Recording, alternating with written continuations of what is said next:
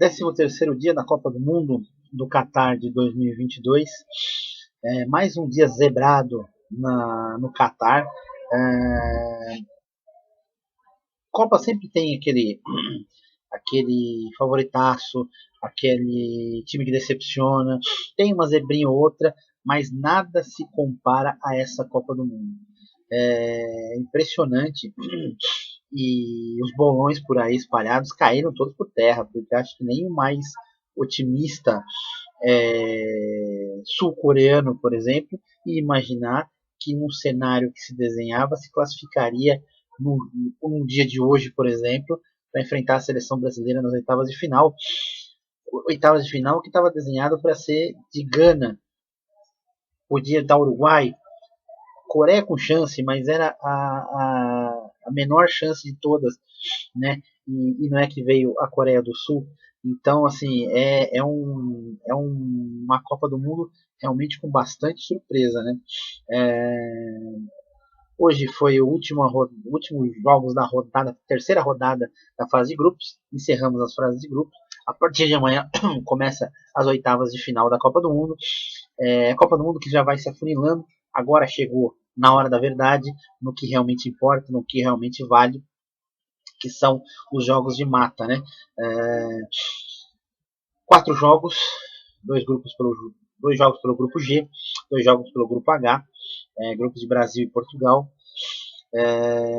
Na hora do almoço, meio-dia, jogavam Portugal e Coreia do Sul, Uruguai e Gana. Portugal já estava classificado, né? Dificilmente perderia a primeira posição.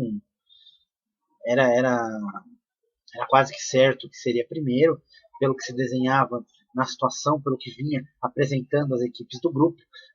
A Coreia no primeiro jogo empatou com o Uruguai em 0-0 e foi consenso de todo mundo que foi muito mais em deméritos do Uruguai do que em méritos da Coreia. A Coreia não fez absolutamente nada no jogo, foi o Uruguai que ficou muito amorno, muito apático, muito aquém daquilo que a gente esperava da seleção uruguaia, né? Portugal venceu o Gana na primeira rodada, 3-2. Um jogo que foi marcado pelo pênalti polêmico que o Cristiano Ronaldo cavou. E depois, quando o Gana empata 1-1, o treinador de Gana tira os 2 principais jogadores de Gana. Portugal faz 3-1. Gana chega a 3-2 e quase faz o terceiro gol na lambança do goleiro Diogo Costa, de Portugal. Segunda rodada, Portugal bate o Uruguai. O Uruguai já tem uma pequena evolução do primeiro jogo, mas o Portugal não deu chance para o azar, fez 2-0. E na outra partida, uma partida emocionante, o empate entre Coreia do Sul e Gana, né? E aí nós vamos para a última rodada com Gana e Uruguai. Quem vencesse poderia se classificar. O empate era de Gana. Chance de vir ainda Coreia. Poderia acontecer de vir Portugal. Se Gana ganha o jogo e poderia vir Portugal, né? Era mais difícil, mas poderia acontecer. E aí todo aquele embolado, né? Aquela situação meio que desastrosa, né? Aliás, Coreia não empatou com Gana, Gana venceu a Coreia, né? Gana fez 3 pontos. Então, se ganhasse hoje e a Coreia batesse Portugal vinha em segundo. Né? Por isso que da chance de Portugal era menor das chances, mas tinha chance. Como desesperado, lógico que o Uruguai e Gana foi um grande jogo. Foi um jogo melhor tecnicamente do que Portugal e Coreia do Sul, mas teve contornos de emoções iguais, né? Enquanto o Uruguai abriu o placar contra a Gana, antes do Uruguai abrir, teve um pênalti para a Gana, né? A chance de Gana abrir o placar e o André Ayew perde o pênalti, né? Alguns minutos depois o Uruguai abre o placar 1-0. Isso muda o panorama do jogo. Era um jogo equilibrado, o Uruguai estava um pouco melhor, mas sofria um pouco com a força física de Gana. E o primeiro gol do Arrascaeta mudou um pouco o cenário do jogo. O Uruguai ficou mais tranquilo, começou a buscar mais os contra-ataques, fez um segundo gol, 2-0, um golaço do Arrascaeta. que eu falei até já em outro vídeo, a imprensa, o queridinho da imprensa brasileira, que a imprensa brasileira é toda rubro-negra, né, ou rubro-negra ou corintiana, e o queridinho, né, ele e o Gabigol, meu Deus, nossa, o Gabigol tem que ser o titular, camisa 10, capitão da seleção brasileira, e o Arrascaeta na seleção uruguaia. A imprensa, eu já tinha comentado isso, a imprensa uruguaia nem achava tão importante a entrada do Arrascaeta. Alguns torcedores divergiam, uns achavam que tinha que entrar, outros achavam que não faria grande diferença, e fez grande diferença. O Uruguai jogava melhor, fez 2-0, 2 gols do Arrascaeta, que não entrou na primeira partida, entrou no decorrer da segunda e hoje começou jogando. No outro jogo, Portugal abre o placar contra a Coreia, e aí tudo se encaminhava para passar Portugal em primeiro, Uruguai, Brasil e Uruguai, clássico nas oitavas de final. O Uruguai tira o pé, tira Soares, tira Arrascaeta, muda um pouco a equipe, né? Tira o Darwin Núñez, e aí vem a bagunça, porque além do Uruguai chamar Gana, o Uruguai se fez o que está acostumando na Copa, né? A linha de 5 atrás, uma linha de 4, e Gana tentando, martelando, e o Uruguai tentando explorar os contra-ataques. E estava se encaminhando, 2-0, o Uruguai foi tirando os jogadores, foi fazendo substituições, até que a Coreia empatou. A Coreia empatou, até aí, a Coreia faria 2 pontos, o Uruguai com 4, e o Uruguai passando, tranquilo. Portugal não faria 9, faria 7 pontos também, não tem problema nenhum. Mas uma equipe que não conseguiu fazer o 100% de aproveitamento na Copa, né? E das seleções que tinham oportunidade de fazer isso eram a França, que perdeu para a Tunísia, Portugal e o Brasil. Eram as 3 seleções que poderiam terminar a primeira fase com 9 pontos, 100% de aproveitamento. A França entrou com um time totalmente reserva, perdeu para a Tunísia. Portugal mesclou o time, deu descanso para alguns jogadores, mas entrou com um time mais ou menos misto. Não fazia um grande jogo, mas também não fazia um mau jogo. E a Coreia se atirou para cima de Portugal, tentando de todas as formas fazer o gol, até que conseguiu empatar o jogo 1-1. Até aí, tudo bem. E, de repente, nos acréscimos, virou requintes de desespero. A Coreia vira o jogo para cima de Portugal. O Uruguai estava sendo eliminado. Eles empataram rigorosamente em tudo. Gols a favor, gols contra. O Uruguai precisava de um único gol para poder se classificar. E aí o já time modificado. Gana se ameaçava. Aí o Uruguai tentou ir para cima, começou a ir para cima de forma desordenada e no abafa. Tentou de todas as formas, jogando bola na área, cruzando, batendo de fora da área, e não conseguiu furar mais uma vez o bloqueio ganês. Acho que mais pelo desespero. Tinha o controle do jogo, poderia, se mantido o time, tentar o terceiro gol. Achou que estaria classificado, porque lógico, eu acho que todo mundo que estivesse lá, tirando os sul-coreanos, acho que nem os sul-coreanos também acreditavam que a Coreia do Sul ia bater Portugal, mesmo com um time misto, e acabou acontecendo. O jogo da Coreia acabou primeiro, Coreia do Sul e Portugal acabou primeiro. Os jogadores se reuniam no círculo do campo, no círculo central do campo. Jogadores, comissão técnica, a torcida ficou no estádio. Todo mundo acompanha pelo celular o jogo do Uruguai, que teve mais acréscimos, e estava nos acréscimos, o Uruguai em cima, e Gana tentava sair e tentava dar contra-ataque, e o Uruguai ia para cima, e o Uruguai vinha para cima, e a bola ia para fora, e o goleiro pegando, e o zagueiro cortando, e falta lateral. Quando dá o apito final do árbitro, no outro estádio onde jogava Portugal e Coreia do Sul, a comemoração sul-coreana foi algo emocionante. A tristeza do Uruguai foi algo muito triste. É aquilo que a gente falou, a tristeza dos jogadores equatorianos quando não conseguiram a classificação na última rodada, aquele desespero da Tunísia, hoje de novo, né, do árabes, dos iranianos. Cara, a gente fica feliz pelo tudo que está acontecendo, uma Copa legal, uma Copa bacana, mesmo que algumas pessoas sejam contra. Eu vejo muitas pessoas criticando, falando que a Copa é uma piada, que é uma grande porcaria, que o que é bom é o futebol brasileiro, que o Campeonato Brasileiro é melhor, que não tem essas palhaçadas de zebra, e zebra não serve para nada, que só deveria participar os campeões mundiais. sabe, tem gente que põe fé nisso daí, infelizmente. Até vou chegar no jogo do Brasil, mas teve um aqui que gritou chupa Brasil, brasileiro, nascido no Brasil, falando chupa Brasil. Eu acho extremamente mau gosto e babaca, né? Um cara desse é um babaca. Desculpa, mas um cara que torce contra a seleção brasileira, pra mim é um babaca, é um idiota. Mas faz parte do futebol. Eu acho que todo mundo tinha que se unir, tinha que realizar isso daí, mas enfim, faz parte do espetáculo. Coreia do Sul se classificou em segundo lugar do grupo, vai enfrentar o Brasil nas oitavas de final, e a Portugal saiu em primeiro lugar do grupo. Zebra. Aliás, as zebras na Copa, para quem acompanha a Copa pro Sport TV como eu, todas as zebras aconteceram com Everaldo Marques narrando e Hernanes comentando. Hoje, mais uma vez, o jogo de Portugal e Coreia. Quando eu vi,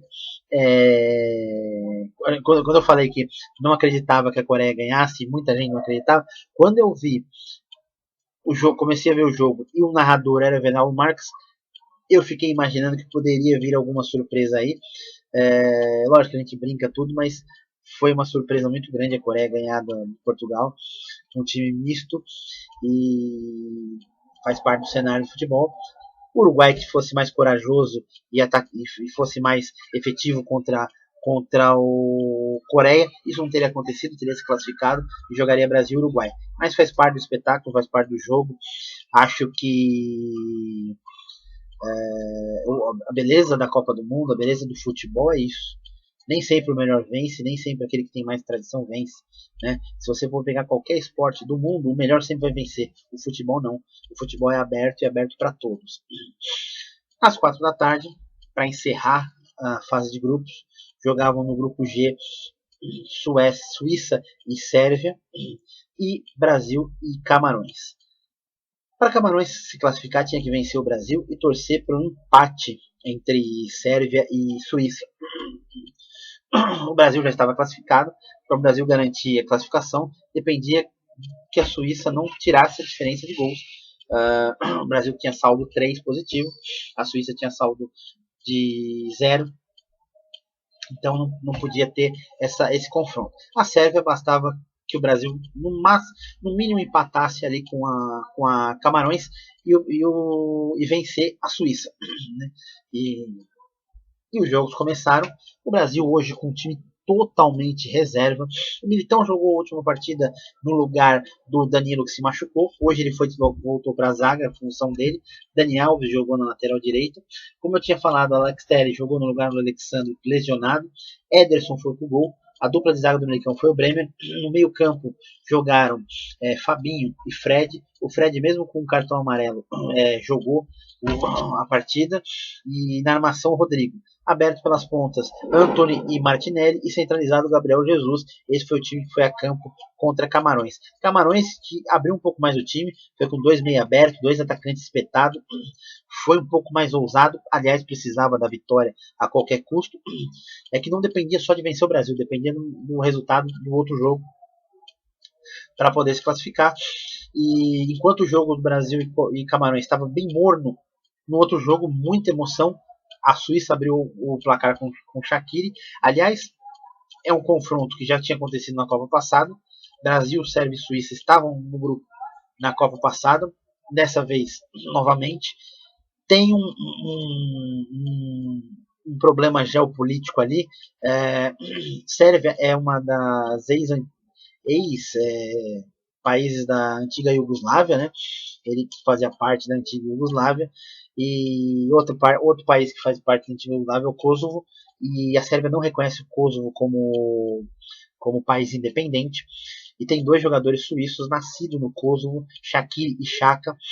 Então tem uma situação bem complicada, hein? Além do futebol, como teve no Irã e Estados Unidos. Então aí também tinha um componente bem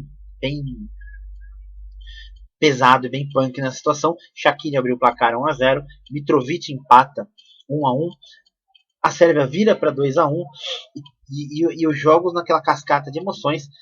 Quando o Suíça faz 1-0 estava se classificando, quando empata estava se classificando a Suíça, quando vira a Sérvia está se classificando, então ficou aquela maluquice toda, e o jogo morno do 0-0 do Brasil e Camarões. Brasil foi melhor no primeiro tempo, mas perdeu chance com Martinelli, teve algumas oportunidades, mas era um time muito morno, começou muito bem, o Antony deu um drible de corpo em cima do lateral esquerdo de Camarões, que teve que parar o jogo por falta, recebeu o cartão amarelo, todo mundo ficou, opa, agora vai, o Antony vai, além de jogar muito, vai expulsar o lateral de Camarões e vai tomar a posição do Rafinha. Muito pelo contrário, o Antony desapareceu depois disso, parece que a pancada assustou ele, e ele não fez mais nada. Rodrigo estava jogando bem, o Martinelli praticamente isolado no primeiro tempo, todas as ações ofensivas aconteciam do lado direito, né? Mas quando vinha a bola na esquerda, o Martinelli desenrolava, foi dele a chance de cabeça mais clara do primeiro tempo, a cabeçada que o goleiro teve que interviu bem, tirando, impedindo o Brasil de abrir o marcador. Termina o primeiro tempo 0-0. O Tite até tinha colocado o Everton Ribeiro e o Pedro para um aquecimento, colocou também Marquinhos e o Bruno Guimarães para aquecer. O Fred já entrou com um cartão amarelo, e no jogo também o Militão tomou um cartão amarelo muito besta. Ele errou um passe e fez uma falta no campo de defesa de Camarões, sem a necessidade nenhuma de fazer a falta. Fez a falta, tomou um cartão, ficou pendurado. Lembrando que não é zerado os cartões para essa próxima fase. Os cartões vão ser zerados apenas nas quartas de finais, para o jogador entrar zerado na semifinal e poder jogar a final sem problema de suspensão. Então o cartão vai ser carregado até as oitavas de final. Lembrando que o Militão é um jogador importante. Nós perdemos Danilo machucado, nós perdemos Alexandre machucado, e hoje nós perdemos o Alex Telles também machucado no segundo tempo, num choque, num cruzamento da área. Ele caiu de mau jeito, sentiu o joelho, saiu chorando muito de campo.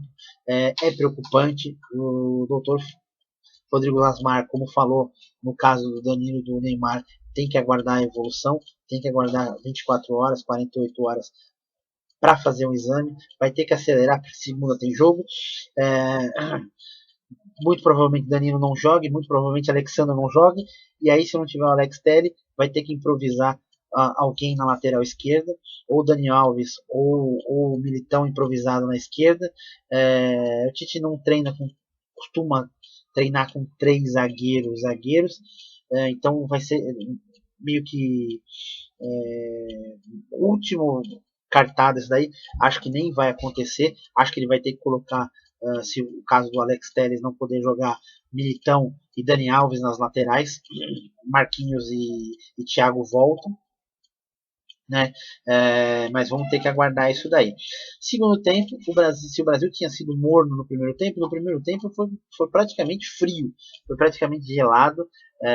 As primeiras bolas chutadas no gol do Brasil aconteceram no segundo tempo de Camarões. O Ederson teve que trabalhar em 2 oportunidades, e tem que trabalhar muito. Camarões começou a gostar mais do jogo. Lá no outro jogo, a Suíça chegou a empatar 2-2 e virar o jogo para 3-2. Quando vira o jogo para 3-2, estava classificando a Suíça. Só que, por exemplo, se Camarões fizesse um gol e a Suíça fizesse mais um gol, o Brasil classificava em segundo para pegar Portugal e não em primeiro. Então ficou um clima meio estranho, mas o 0-0 chegando. Quando a gente estava já pronto para falar, é o 6º 0-0 da Copa do Mundo do Qatar, cruzamento, uma bola justamente aonde era o Alex Telles, que entrou o Marquinhos no lugar dele, que já chegou a fazer função de lateral no PSG e no Barcelona, mas ele não joga assim há muito tempo. O Tite ainda teve que colocar ele na lateral esquerda, né? A bola entrou nas costas ali, veio o cruzamento, Aboubakar se antecipou ao Bremer, e no canto do Ederson, sem chance nenhuma, fez 1-0 para Camarões, já nos acréscimos. E aí, se lá no outro jogo saísse um gol da Suíça, o Brasil se classificava em segundo e não em primeiro, e ficou aquele Deus nos acuda das finais. O Brasil foi para cima, se atirou para cima. O Bruno Guimarães perdeu um gol embaixo da trave. Marquinhos ajeita de cabeça, ele tenta dar um voleio todo atrapalhado, isola a bola. o Marquinhos sai esbravejando e xingando. Foi um lance realmente lamentável. Bruno Guimarães não entrou bem essa partida. A gente que pede ele como titular, ele não entrou bem, não jogou bem. O Dani Alves, todo mundo achava que ele ia ser um problema. Ele não foi um problema, muito pelo contrário. Fez uma partida bem segura, bem tranquila. Não teve nenhum susto do lado do Dani Alves. Muito pelo contrário, em alguns lances ele foi bem demais até. Em passe, sai roubada de bola, passe certo. Ele foi os líderes de assistentes, sempre os primeiros, segundo e terceiro ali, que mais passes dão no jogo, mais passes acertam. Ele estava sempre os 3 primeiros do Brasil. Gabriel Jesus mais uma vez decepcionou. Acho que tem que ter um problema de. Acho assim, de longe, olhando, vendo, Gabriel Jesus tem problema de personalidade na seleção brasileira. Falta de personalidade, tá? O Richarlison nem saía da área, né? Quem acompanhou os 2 primeiros jogos, o Richarlison ficava muito bem centralizado, ele dificilmente saía da área para vir buscar jogo, e o Gabriel Jesus fez muito isso daí. Ele estava desesperado para fazer o gol dele. Ele foi o jogador que mais jogos jogou com o Tite em Copas do Mundo, né? Chegou ao 8º jogo hoje, mas não foi bem novamente, como não tinha sido bem nos outros jogos que entrou, como não foi bem na Copa passada. Totalmente diferente do Gabriel Jesus que a gente está acostumado a ver no Arsenal nessa temporada, que está jogando muito, está voando, né? E não foi bem. O Antony, eu já falei que depois da pancada ele desapareceu, sumiu. Martinelli foi pouco acionado, mas quando acionado chamou muito a responsabilidade. Teve outro lance que ele chamou e veio em diagonal, driblando 2, bateu firme, o goleiro defendeu. Rodrigo foi muito bem mais uma vez. Fred, normal. Fabinho jogou muita bola. Na Copa passada a gente teve problema quando o Casemiro tomou o 2º cartão amarelo. Dessa a gente tem um reserva à altura e de mesmo nível, né? O Alex Telles vinha fazendo uma grande partida até se machucar. Bremer e Militão estavam muito bem na partida. Então assim, tem aqueles detalhes de jogo, né? E foi um detalhe de jogo que fez o Brasil perder. Acho que faltou um pouco mais de ousadia para o Brasil, sim, mas faltou muito mais pontaria, muito mais calma na hora de finalizar do que qualquer outra coisa. O Brasil, que chegou a finalizar 18 vezes ao gol do Camarões, né? Não conseguiu fazer o gol hoje, saiu zerado, foi vencido, foi quebrado a sequência do Brasil. O Brasil sofreu um gol. Não terminamos com 100% de aproveitamento. Aliás, nenhuma seleção conseguiu 100% de aproveitamento nessa Copa. Brasil, França, que entraram com times reservas na última rodada, acabaram perdendo para 2 seleções africanas, né? É um fator, é um complicador. Segunda-feira o Brasil enfrenta a Coreia do Sul. Hoje o Neymar foi para o estádio, estava lá, acompanhou o aquecimento, até teve uma imagem que chegou a dar um pouco de esperança ao brasileiro. A seleção brasileira, depois do aquecimento, saindo, a bola vai correndo devagarzinho, o Neymar vê, pega, faz uma embaixadinha, faz uma gracinha com a bola. Parecia ser bem solto, bem tranquilo. Lógico que não tem a mesma exigência de correr, mudar de direção, brecar, mas parece que o tornozelo já está um pouco mais móvel.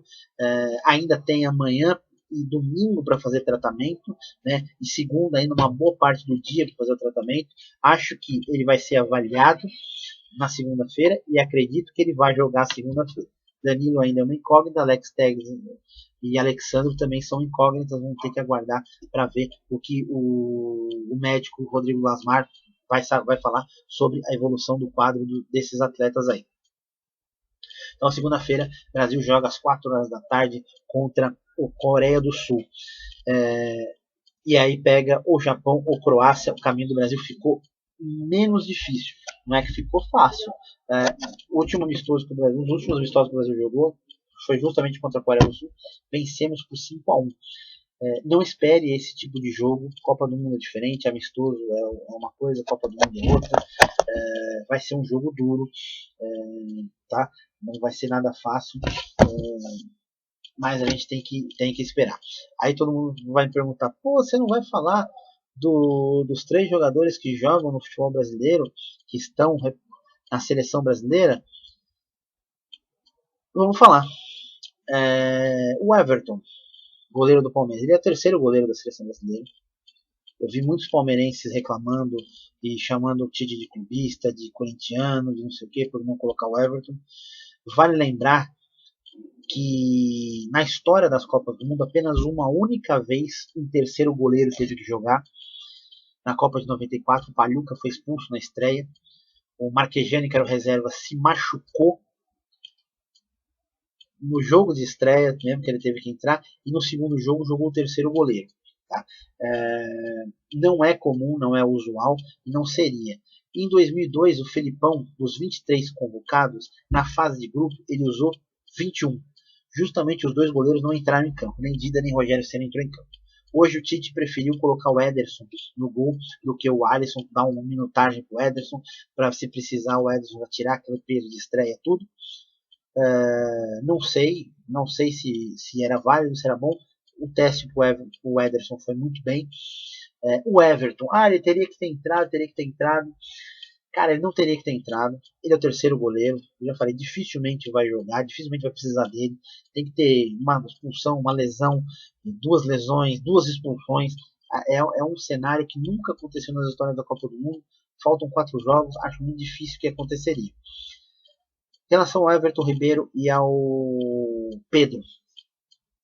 O Pedro é um centroavante típico de área, bola aérea, e a bola pouco chegou nele para a gente ter uma avaliação. O Everton ainda teve algumas ações no jogo, tudo, mas eu falo e volto a repetir. Jogador que atua no futebol brasileiro, tirando exceção goleiro, eu não levaria para a Copa do Mundo, e falo por quê. O futebol brasileiro é nivelado por baixo, o futebol sul-americano é nivelado por baixo. O futebol brasileiro não tem o nível de intensidade que se exige numa Copa do Mundo, não tem o nível de intensidade que se exige nos campeonatos europeus, que dirá numa Copa do Mundo. Tanto é que tanto o Everton Ribeiro quanto o Pedro só entraram hoje, que o jogo era contra Camarões. Teve oportunidade do Pedro entrar contra a Suíça, um jogo difícil, que o Brasil estava tentando bastante cruzamento na área, e o Tite não fez. Fez hoje, que era Camarões. Acho difícil qualquer um dos dois voltarem a ser utilizados nessa Copa do Mundo. Embora o Gabriel Jesus não tenha ido bem, ele se queimou muito com o Tite. Inclusive saiu uma notícia que ele sentiu um desconforto no joelho e seria avaliado. Acho que é um miguezinho porque a imprensa e a torcida caiu matando em cima do Gabriel Jesus, porque mais uma vez o 8º jogo dele em Copa do Mundo e o 8º jogo dele muito fraco na Copa do Mundo, totalmente diferente daquilo que ele se apresenta no Arsenal, por exemplo. Mas, assim, temos jogadores. Começou com uma grande expectativa e aí agora vem a grande preocupação, né? O Tite só levou 3 laterais para a Copa do Mundo, os 3 se machucaram. E aí, levou o Dani Alves. Sim, levou o Dani Alves, 4 laterais. Né? Eu concordo com vocês. Mas o Dani Alves não era o lateral que iria jogar. Jogou hoje, porque ele trocou o time inteiro. E como não tinha o Alexandro, né, porque, por exemplo, ele poderia até jogar hoje. Tudo bem? Você colocaria o Alex Telles e ele nas laterais, Militão e Bremer na zaga. Militão joga na zaga no Real Madrid, já chegou a jogar de lateral no São Paulo, chegou a jogar de lateral no Real Madrid e na própria seleção jogou bem a última partida contra a Suíça, mas é um jogador que está mais acostumado agora, ultimamente, a jogar de zagueiro. Marquinhos já jogou de lateral no Barcelona, já jogou de lateral no próprio PSG, mas já está muito tempo jogando na zaga, não tem o mesmo cacuete para jogar nessa posição. Daniel Alves, ele estava jogando no Pumas do México, a liga parou já em final de setembro, início de outubro, então está muito tempo parado, sem ritmo de jogo. Era importante dar essas minutagens para ele ganhar ritmo de jogo, porque talvez precise dele, principalmente no próximo jogo contra o Coreia, que a gente está sem 3 laterais, nós não sabemos como que vai se apresentar Alexandro e Alex Telles para o próximo jogo, né? E agora, a partir de amanhã, né, meio-dia, a partir de amanhã, 2 jogos por dia, meio-dia às 4 da tarde, os jogos das oitavas de final. São jogos difíceis? São. Como eu falei, para quem espera que o Brasil goleie a Coreia, não espere jogo fácil, vai ser um jogo duro do Brasil. Acredito que passe, porque eu estou falando isso desde o começo, que nós vamos ser ex-campeonato, nós vamos ser ex-campeão. Eu acredito que nós vençamos o time da Coreia e vamos seguir em frente. É difícil a gente falar quem vai ganhar, quem vai isso. Eu sou torcedor, eu acredito na seleção brasileira, torço muito para ganhar. Até ouvi um desses podcasts que tem por aí. Uma coisa que é verdade, eu concordo muito. Acho que tem Copa que a gente pode ganhar, acho que a gente tem Copa que quer ganhar e tem Copa que a gente precisa ganhar. E essa Copa a gente precisa ganhar muito, né? Por N motivos, eu acho que a Copa foi depois da eleição, né? Eu acho que a gente precisa ganhar porque a gente precisa voltar a se unir, a gente precisa voltar a torcer. Acho que a gente precisa ganhar a Copa porque tem muita criança que não torce mais para a seleção brasileira, muita criança que não gosta, mas não acompanha muito o futebol brasileiro. Eles estão muito no futebol europeu e PSG, agora PSG da moda e tal. Eu acho que tudo isso a gente precisa agregar, né? Até teve uma frase que ele falou: pô, futebol é a nossa alegria, futebol é a nossa Disneylândia. E é verdade, velho, é verdade. Futebol é nosso entretenimento, né? A gente tá depressivo, a gente tá triste, e aí o futebol é nossa alegria, é nosso entorpecente. E tudo que a gente viveu nesses últimos meses, né? Essa tensão, toda essa situação política que envolve o país ultimamente, eu acho que a gente tem que ganhar essa Copa do Mundo. A Copa foi feita em novembro, ela foi feita em novembro muito pro Brasil ser campeão do mundo, sim. A preparação do Brasil foi muito boa, foi bem planejada, tirando as lesões que a gente teve nessa Copa aí, o Brasil não chegou com nenhum jogador machucado, diferente da Copa passada, que a gente chegou com 9 jogadores lesionados. Essa não tinha ninguém com lesão, jogadores na ponta dos cascos. Neymar começou a treinar antes, estava tudo encaminhado para o Brasil ser campeão. Olha quantas zebras estão acontecendo, um monte de campeão caindo. Acho que o Brasil vai ser campeão do mundo, sim. Eu torço para o Brasil ser campeão e confio que o Brasil vai ser campeão. Eu já falei, agora faltam só 4 e nós vamos ser ex. Pode ficar sossegado que isso vai acontecer. Então é isso. Segunda-feira, 4 da tarde, Brasil e Coreia. Jogo difícil, jogo eliminatório. Perdeu, cai fora. Acho que perdemos na hora certa. Se tinha um jogo que podia perder era hoje. Agora acabou. Acho que não perdemos mais. Acho que até a final agora é vitória, vitória, vitória, vitória. Vai ser difícil? Vai. Vai ter pedreira no caminho? Vai. Provavelmente a Argentina na semifinal e provavelmente a França na final? Sim. Mas eu acho que o Brasil consegue ganhar. Neymar vai voltar. Nós precisamos do Neymar. Neymar faz muita falta. Nós vamos ser hexa, tá? Lembrando que quem não se inscreveu, não se esqueça, só se inscrever clicando aqui embaixo. Ative o sininho, dê um like, ajude compartilhando nossos vídeos. Até amanhã.